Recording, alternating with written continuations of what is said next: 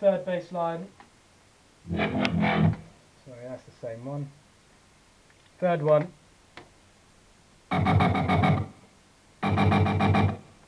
Right, so again we've got a massive there. This patch has got big fat filter modulation on it, so it's LFO5 on a 1/12, which is your sort of triplet thing. So I'll be opening and closing the filter, which is a low pass for a bit of resonance. So this is a sawtooth oscillator with a square on a formant, which is giving you that sort of high-pitched energy to it, or sort of high fizz energy. The modulation oscillators on as well, so mess around with that if you haven't. The key to a lot of these massive patches are the onboard distortion and the dimension expander, which is a must as well. Got the inserts 1 and 2 on the clip and on the shaper as well, just to beef it up. And if we take it to the effects chain as well, if you notice, it's probably the exact same EQ. Yes, it is. Same on the side and a very similar camel fat. And let's just close all of those. Blah blah blah. Couple more bass lines quickly. I won't go through the whole patches because they're going to be the same pretty much, just slightly different sort of tweaks. Alright, definitely not going to go into that because you know it, I know it, he knows it. That's a modern talking waveform. Guilty as charged. And last one. My favourite sound of the whole track. That again, pretty similar patches there. So that's your bass line, and when it's all done, it's all talking to each other, call and response.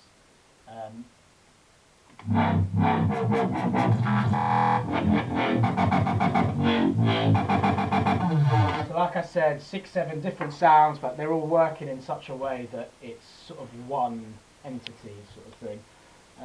Now that all goes to the bass group.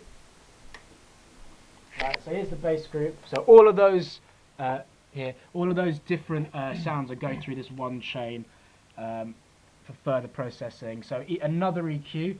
As you see there, I've dipped out 200 because that's where my punch and my snare drum's coming in. So I want to lose all that on the bass line. Put a good old Waves R comp on it just to hold it together. All the bass lines are different, so they're going to have different relative levels. The compressor just sort of blends it all together. Another thing I like to use to blend the bass lines together at the group stage is a little bit of a reverb. Reverb on a bass line, some people might think, what are you doing? But it's not on the sub, it's a really short time, and it just really does the job. I've got a nice Lexicon plug-in there. As you can see, I did have a reverb from Ableton on there, but they are shite, so I don't use them.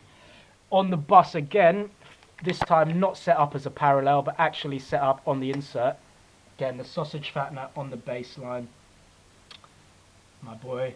And the compressor there. If you zoom in on the compressor, just there, I know there's a screen split there, but you might be able to see there's a side chain on there. Alright, and what that side chain is doing, if I go back to the project, this chain here is basically a recording of the kick drum pattern. So every time the kick hits, the bass line is going to dip.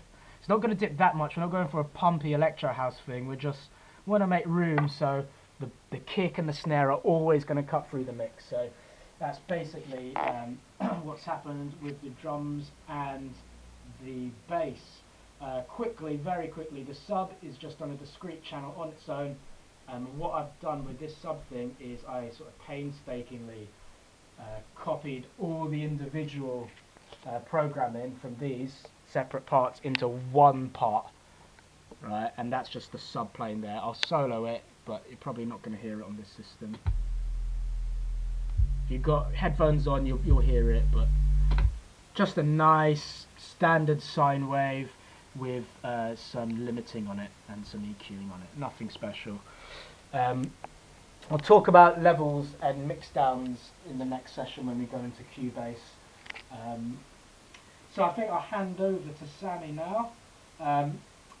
He's going to take you through something that is a key part to this track. It's basically the sort of melodic progressions and the sort of euphoric, trancey kind of hooks, which really give this track its character, essentially.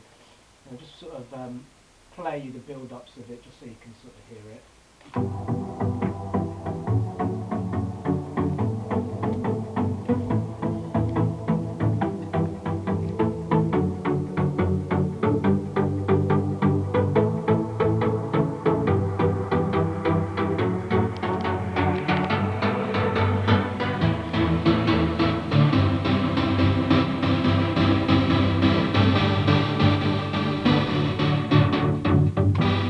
Right. Cool, so this patch has basically got a built-in gate on it. Top one or bottom one? The top, I believe. It's got a gate applied to it already. So basically what it is, it's chopping itself up, making that hit, hit, hit sound. And then I've taken individual notes, layered about 3 notes at a time to create the harmony, and then progressed it melodically and given it that chord progression, trying to give it some sort of euphoric kind of crescendo, and it's got that kind of epic trancey feel to it. Yeah, definitely.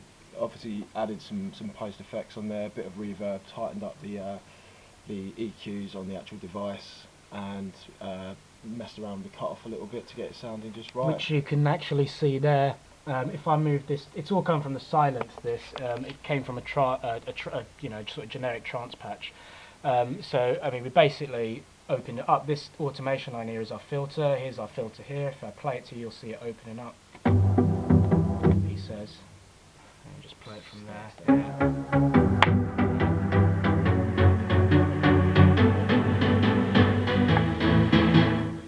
Cool. So so that's like the top patch. That's the main body of it, isn't it? That's the beginning part. Yeah, and got another one here.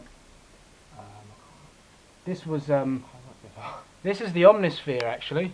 Oh, so it's just a layer, basically. Yeah, similar chords, well, mimicked exactly, just a different patch from Atmosphere or Omnisphere, yeah. The second version.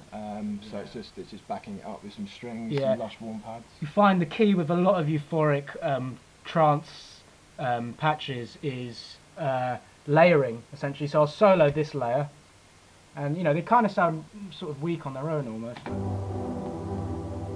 As you can tell, this is one that's just a lot more of a bed sort of sound, you know, sort of filling in the gaps and just adding that sort of warmth to it, that continuity, whereas the top one, as you can tell, is quite staccato. So when you put those two together, you get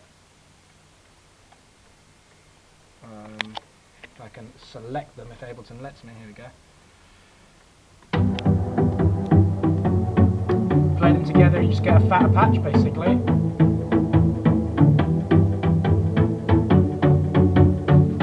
And we unsolo them and play that with everything. Ooh, yeah, well there's the vocal goes over the top. We've used that, the chords for the beginning intro as well here. And as you see, we've literally just taken almost like, it's just the first bit here. We just cut that and repeated it for the intro. So those are the nice chords which sort of form quite a big part of the tune. One thing I forgot to mention on the drums, and you can hear this at the beginning of the track, if I just go back to the beginning here.